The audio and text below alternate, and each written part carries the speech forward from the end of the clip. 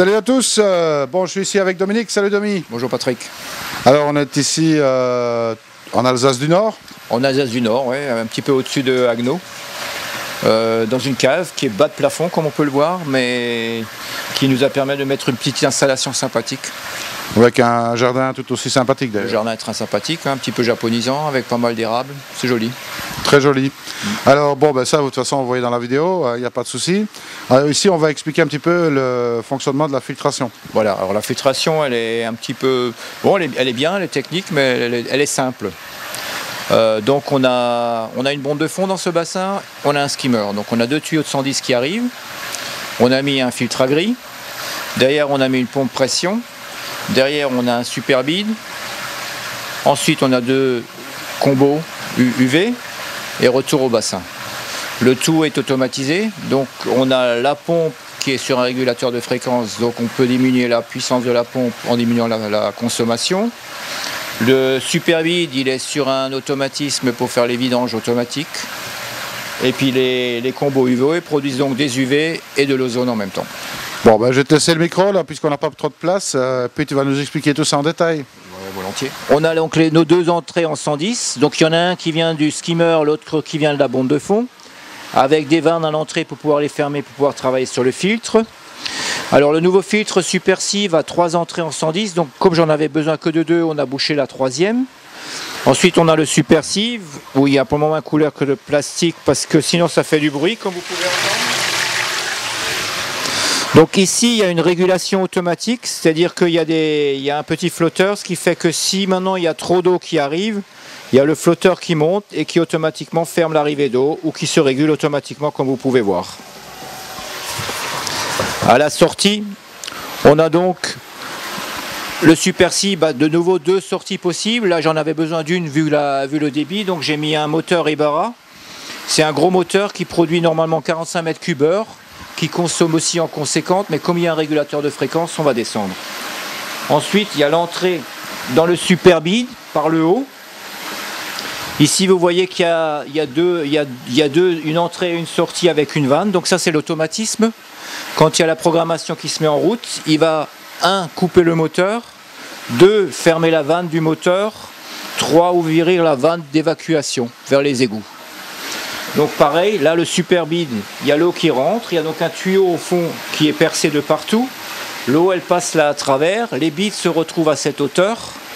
De nouveau un tuyau percé, retour vers le bassin avec un clapet anti-retour quand le système se ferme pour éviter que l'eau du bassin revienne. Dans le système actuellement ici, il y avait au départ déjà 2 tuyaux de sortie, donc j'ai été obligé de diviser le système par 2. Donc 2 tuyaux qui arrivent sur les UV combo. Donc ici le principe est que de l'air est injecté ici, passe entre la lampe et le quartz, récupère l'ozone produite, ressort de l'autre côté, est nouveau réinjecté en amont dans l'eau. Donc sur tout le chemin, l'eau se mélange, donc l'eau avec de l'ozone se mélange à l'air. Et ici, devant les UV, l'ozone est à nouveau neutralisé et retour au bassin. On peut voir ici la programmation, le programmateur pour le backwash automatique. Donc avec le branchement de la pompe, on pourrait encore rebrancher une pompe d'évacuation d'eau si on n'avait pas les égouts plus bas. Et ici vous avez le régulateur de fréquence qui, vous voyez actuellement, est réglé sur 30 Hz. Alors on va faire un petit backwash juste pour montrer ce qui va se passer. Donc Patrick il va à nouveau se retourner vers la rampe là en bas. On va le faire maintenant manuellement, donc on va appuyer sur le bouton. Donc en appuyant sur le bouton, on entend que la pompe s'arrête. Une vanne se ferme et l'autre s'ouvre. Ici le clapet se ferme. Et vous entendez l'eau qui va vers les égouts. Et ici vous avez un tuyau d'air qui rentre, qui laisse rentrer de l'air. Si je le bouche, vous n'entendez plus rien. Et si je le laisse ouvert, il y a de nouveau de l'air qui rentre.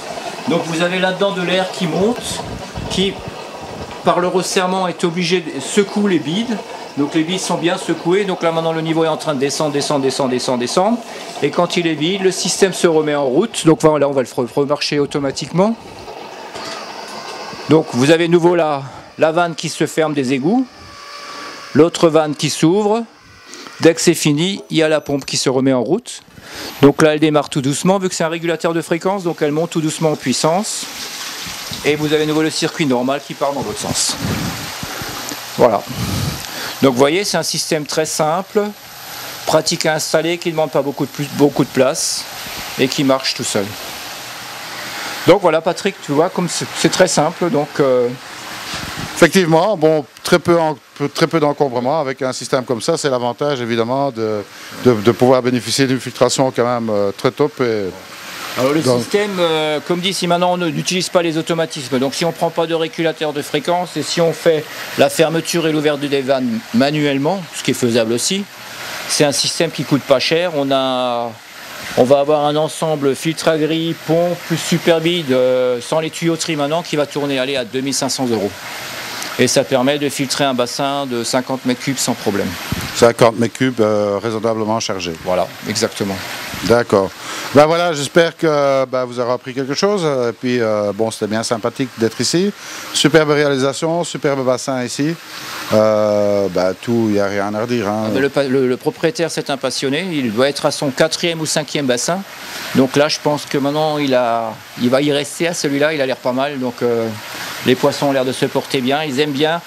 C'est un bassin octogonal, comme on peut le voir. On a fait les entrées avec des coudes à 45, ce qui fait qu'on a donné à la circulation de l'eau un effet vortex. Et puis tu as les poissons, les coïs qui se mettent régulièrement dedans comme des truites. Donc comme je dis toujours, dans un bassin, il faut du move, il faut que ça bouge. Et ben voilà, nous on va continuer notre petit tour ici en Alsace du Nord. Oui, on va continuer, on va voir d'autres bassins encore. On va voir d'autres choses intéressantes, donc restez avec nous. Et puis comme je dis toujours, surtout, ne soyez pas sages, à bientôt. Au revoir.